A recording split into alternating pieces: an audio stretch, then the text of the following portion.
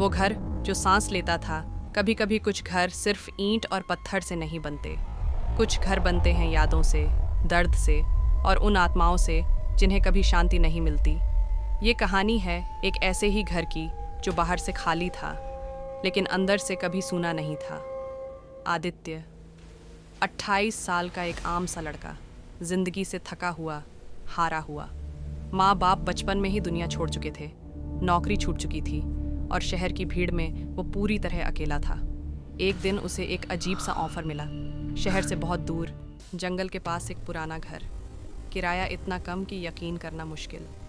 लोग बस इतना कहते थे, उस घर में मत रहना, लेकिन कोई वजह नहीं बताता था।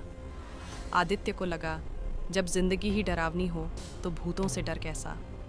शाम ढलते ढलते वो उस घर के सामने खड़ा था। घर पुराना था, दीवारों पर सीलन, खिड़कियाँ जैसे किसी को घूर रही हों। जैसे ही उसने दरवाज़ा खोला, एक ठंडी हवा ने उसका स्वागत किया। ऐसी ठंडक जो हड्डियों के अंदर तक उतर जाए। पहली रात सब कुछ शांत था, बहुत ज़्यादा शांत। लेकिन आधी रात खट खट, जैसे कोई धीरे धीरे चल रहा हो। आदित्य की आंख खुल गई। दिल जोर जोर से धड़क रहा था।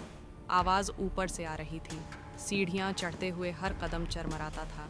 ऊपर एक कमरा था, हमेशा बंद, दरवाजे पर नाखूनों के गहरे निशान, जैसे कोई अंदर से बाहर निकलने की कोशिश कर रहा हो। उस रात आदित्य सो नहीं पाया। अगली सुबह उसे एक पुरानी फटी हुई डायरी मिली। डायरी के पहले पन्ने पर लिखा था, अगर कोई ये पढ़ रहा है तो समझ लेना, मैं मर चुकी हूँ।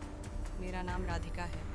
इस घर में मेरे सपने मारे गए। मैं रोज़ रोती थी, लेकिन मेरी आवाज़ कोई नहीं सुनता था। आदित्य की आंखें भर आईं। उसने पहली बार उस घर के दर्द को महसूस किया। रात फिर आई। इस बार वो कमरा खुद ब खुद खुल गया। अंदर एक लड़की खड़ी थी, सफ़ेद कपड़ों में, चेहरा अधूरा, आंखों से खून जैसे आंसू। उसकी आवाज़ आई, तुम भी मुझे छोड़कर चले जाओगे? आदित्य कांप रहा था, लेकिन डर से ज़्यादा उसे उस लड़की का दर्द महसूस हो रहा था। राधिका बोली, मैं बुरी नहीं थी, मुझे बस सुना जाना था। जब मैं मरी तब भी इस घर ने मेरी चीखें संभाल कर रख लीं। आदित्य रो पड़ा। उसने कहा, मैं तुम्हें छोड़कर नहीं जाऊंगा। तेज हवा चली, दीवारें कांप उठीं, घर जैसे रोने लगा। सुबह गांव वाले घर के बाहर खड़े थे। अंदर 2 लाशें मिलीं, एक आदित्य की और दूसरी बहुत पुरानी। लेकिन आज भी अगर कोई उस घर के पास जाता है तो रात में 2 आवाज़ें सुनाई देती हैं, एक रोती हुई लड़की की और एक आदमी की जो धीरे से कहता है, मैंने वादा किया था, मैं नहीं जाऊंगा।